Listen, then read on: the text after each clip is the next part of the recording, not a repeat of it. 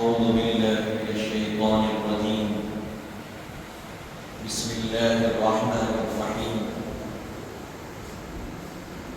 غسل اور اس کے متعلق جو احکام ہیں وہ ہم سماعت کر رہے تھے، اور 5 چیزیں کل ہم نے سنی۔ چھٹے مقام پر کہا جا رہا ہے کہ غسل دینے تک میت کے قریب خوشبو جلاتے رہیں، یعنی میت کے متعلق جو 5ویں نمبر پر کہا گیا تھا کہ جس تختے پر غسل دینا ہو پہلے اس کو دھو لیں اور اس کے اطراف 5 یا 7 مرتبہ دودان لے کر پھرے خوشبو دے تخت پر، جس تخت پر غسل دینا ہے۔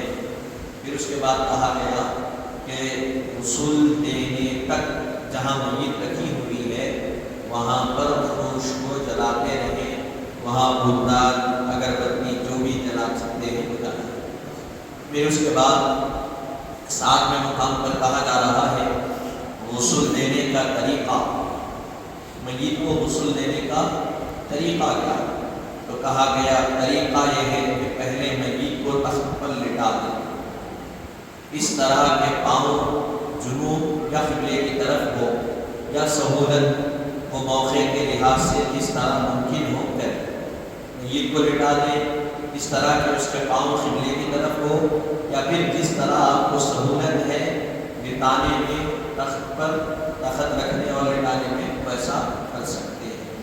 پھر اس کے بعد جسم سے کپڑے اتار لیں، میت کے جسم پر جو کپڑے ہوتے ہیں اس کو اتار لیا جائے، لیکن ناک سے گھٹنوں تک کے کپڑا ڈال دیں۔ پہلے جو اوپر ہے مشٹ ہے، کرتا ہے، جو بھی ہے وہ اتار لیں۔ پھر جب پیجامہ یا پائنٹ یا لنگی جو بھی ہے پیروں میں سے جو اتارا جاتا ہے، وہ اتارنے سے پہلے 2 آدمی کو چاہیے کہ وہ ناک سے لے کے گھٹنے تک ایک کپڑا پکڑ لیں، اور جیسے ہی وہ پائنٹ پیجامہ جو بھی اتارا جائے اور ہی اس کپڑے سے صدر کو میت کے چھپا دے، کپڑے کو جسم کے نیچے سے صدر نہ پڑ دے۔ پھر اس کے بعد کہا گیا اس کے بعد غسل دینے والا اپنے ہاتھ پر کپڑا لپیٹ کر شرمگاہ دھوئے۔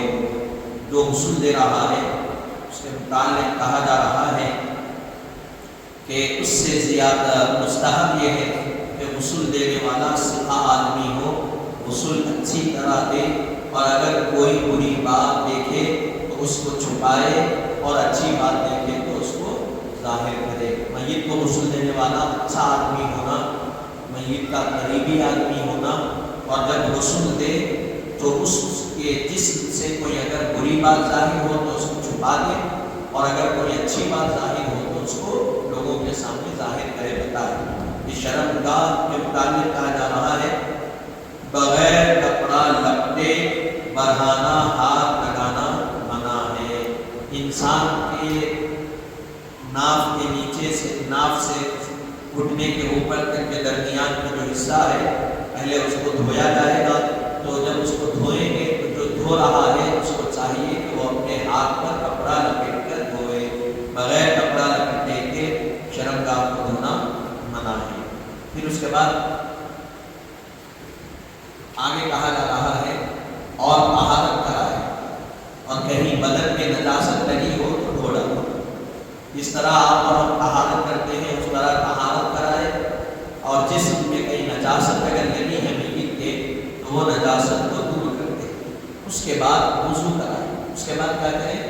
میت کو وضو کرائے۔ اب میت تو نہیں کر سکتی تو آپ اپنے ہاتھوں کو بھگا کر میت کے چہرے پر چہرہ دھوئیں، پھر دونوں ہاتھ دھوئیں، پھر سر کا مسح کریں، پھر پیر دھوئیں، اس انداز میں وضو کرائے۔ لیکن وضو میں کلی کرانا اور ناک میں پانی ڈالنا ضروری نہیں، البتہ کپڑا یا روئی تر کر کے دانت اور منہ اور ناک کو صاف کر دیں۔ جب غسل دیتے، وضو کراتے تو اب ہم کلی کرتے، دونوں ہاتھ دھوتے، کلی کرتے ناک میں۔ اب میت کو کلی تو نہیں کرا سکتے، تو کپڑا یا روئی بھگا کے دانتوں کو صاف کرنا، ہونٹوں کو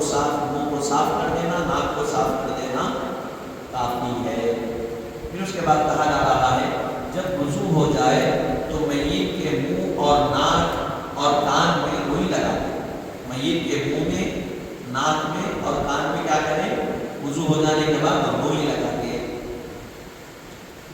تاکہ غسل کا پانی نہ بھر جائے. غسل کا پانی ناک کے ذریعے سے یا منہ کے ذریعے سے یا کان کے ذریعے سے اندر نہ جائے، اس لیے روئی لگا دیں. پھر اگر سر کے بال اور داڑھی ہو تو خطمی یا دل وغیرہ سے یا صابن سے اچھی طرح مل کر دھو ڈالیں، بال صاف ہو جائیں. اگر بال نہ ہو تو پھر اس کی ضرورت نہیں. اگر میت کو بال بڑے ہیں سر کے یا داڑھی ہے تو اس زمانے میں جڑی بوٹی کی خطمی ہوتی تھی، جڑی بوٹی گلخیر وغیرہ ہوتی تھی، اس سے یا اگر وہ نہیں تو صابن سے سر کے بالوں اور داڑھی کے بالوں کو اچھی طرح دھوئیں اور پانی سے صابن لگا کے اچھی طرح ملیں. پھر اس کے بعد پانی سے اس کو صاف کر دیں. اور اگر بال نہیں ہے تو ظاہر سی بات ہے بال نہیں ہے تو دھونے کی بھی ضرورت نہیں. پھر میت کو بائیں کرمٹ لٹا کر بیر کا پتا ملا ہوا نیم گرم پانی ڈالنا شروع کرے اور سر سے پاؤں تک 3 مرتبہ اتنا پانی ڈالے کہ تخت کے نیچے تک پانی بہنے لگ جائے. بائیں کرمٹ میت کو کر کے سر سے پیر تک جو پیر کے پتے کا پانی گرم کیا گیا نیم گرم پانی، اس کو میت کے اوپر سے ڈالنا شروع کرے. سر سے پیر تک ڈالے 3 مرتبہ اور اتنا پانی بعد ڈالے کہ میت کا جسم بھیگا نہیں بھیگا، وہ تو بھیگے گا، اتنا ڈالے کہ تخت کے نیچے سے پانی بہنا شروع ہو جائے. یہ ایک مرتبہ غسل ہوگا. پھر دوسری مرتبہ اس کو دائیں کرمٹ لٹا کر سر سے پیر تک 3 دفعہ وہی پانی اسی طرح ڈالے کہ تخت کے نیچے تک پہنچ جائے. پھر دائیں کرمٹ کر کے پھر سر سے پیر تک 3 مرتبہ پھر پانی ڈالنا، اس طرح کے تخت کے نیچے تک پانی بہنے لگ جائے. پھر غسل دینے والا میت کے کمر کی طرف سے اس کو سہارا دے کر کس قدر بٹھانے کے قریب کرے اور آہستہ آہستہ اس کا پیٹ اوپر سے نیچے کی طرف ملے. میت غسل دے رہے ہیں، میت کو کمر سے سہارا دے کر اٹھائے، جس قدر میت اٹھ سکتی ہے اٹھا کے ہاتھ سے آہستہ آہستہ پیٹ کو ملے تاکہ جسم کے پیٹ کے اندر جو نجاست ہے وہ نکل جائے. کہیں ایسا نہ ہو کہ وہ نجاست رہے، کفن پہنانے کے بعد اگر کفن میں نکلی تو پھر کفن اس سے خراب ہوگا. تو کہا غسل جب دیا جا رہا ہے تب کرے، نکل جائے. پھر اس کے بعد پھر غسل دینے والا یہ ہو گیا آہستہ آہستہ پیٹ میں. اگر کچھ رطوبت و نجاست نکلے تو صرف اس کو صاف کر ڈالے، اس سے وضو و غسل میں کچھ خلل نہیں آتا. کوئی نجاست اگر نکلی، رطوبت نکلی، نجاست نکلی، کچھ بھی نکلی تو اس کو صاف کر دیں. پھر اس جگہ کو اور اس کو صاف کر ڈالیں. اس سے نہ وضو میں فرق پڑتا ہے نہ غسل میں فرق پڑتا ہے. اس کے بعد پھر بائیں کرمٹ لٹا کر دائیں کرمٹ پر کافور ملا ہوا پانی 3 دفعہ خوب بہا دے، تخت کے نیچے تک پہنچ جائے. پھر کیا کرنا؟ بائیں کرمٹ میت کو لٹا دینا. پھر کافور جو ہوتا ہے وہ پانی میں ڈالتے ہیں، کافور ملاتے ہیں تو اس کا پانی سر سے پورا 1 مرتبہ جسم پر بہا لینا. پھر اس کے بعد کہا گیا یہ 3 مرتبہ ہوا اور غسل ختم ہو گیا. پہلے 1 مرتبہ پانی بہایا سیدھی کرمٹ، پھر بائیں کرمٹ ہے، دائیں کرمٹ ہے، بائیں کرمٹ ہے، پھر رطوبت صاف کر دیے. پھر اس کے بعد غسل ملا ہوا پانی بہا دیے. یہ کیا ہو گیا؟ غسل میت کا ہو گیا. اس کے بعد منہ، ناک اور کان میں روئی جو رکھی گئی تھی اس کو نکالیں اور میت کا بدن کسی پاک کپڑے سے خشک کریں اور اس کو تخت سے اٹھا کر بچھے ہوئے کفن پہ لا کر رکھ دے. خوشبو اور کافور لگائیں. کیا کریں؟ اب یہ ہو گیا. غسل ہو جانے کے بعد منہ میں، کان میں، ناک میں جو روئی رکھی گئی تھی اس روئی کو نکال دیں اور میت کے جسم کو کسی پاک کپڑے سے پوچھ دیں تاکہ جسم تر نہ رہے، خشک ہو جائے، سوکھ جائے. اب اس کی وضاحت میں لکھ رہے ہیں کہ تاکہ کفن تر نہ ہو. پوچھنا کیوں ہے؟ اس لیے کہ کفن نہیں بھیگنا چاہیے، اس لیے. پھر اس کو تخت سے اٹھا کر بچھے ہوئے کفن پر لٹا دیں. یعنی جس طرح جسم کے قابل صدر کا حصہ ہو چھپا دینا، صدر کا حصہ جو کپڑا رہے گا اس کو نکال دیں گے، دوسرا کپڑا ڈال دینا، چھپا دیے، وہ کپڑا ہٹا کر خشک کپڑا پھر وہاں سے اٹھا کے پہلے ایک جو تخت پہ میت تھی اس کو لائے اس تخت پہ غسل دینے کے لیے، اس تخت پہ کفن بچھا لینا چاہیے، اب غسل دے لیے، یہاں سے اٹھا کے لے جا کے کفن پہ رکھ دیے، پھر رکھ دینے کے بعد کیا کرنا گیا، کہا گیا خوشبو اور کافور سے جسم کو میت کے ملے، یعنی تفصیل کفن پہنانے کا طریقے میں اس کو آپ دیکھیں گے، آگے کفن کا جو طریقہ آئے گا اس میں اس کو بتلایا جائے گا۔ اب تک بھی یہاں بتلائی جا رہی ہے کہ میت کے بالوں میں کنگھی نہ کریں، نہ بال نہ مونچھ یا ناخن نہ کاٹیں، نہ بال یا مونچھ یا ناخن کاٹے، ہاں اگر کوئی ناخن ٹوٹ جائے تو اسے علیحدہ کر دیں اور کفن میں رکھ دیں، ناخن اگر ٹوٹ گیا تو اس کو علیحدہ کرنا اور کفن میں رکھ دینا۔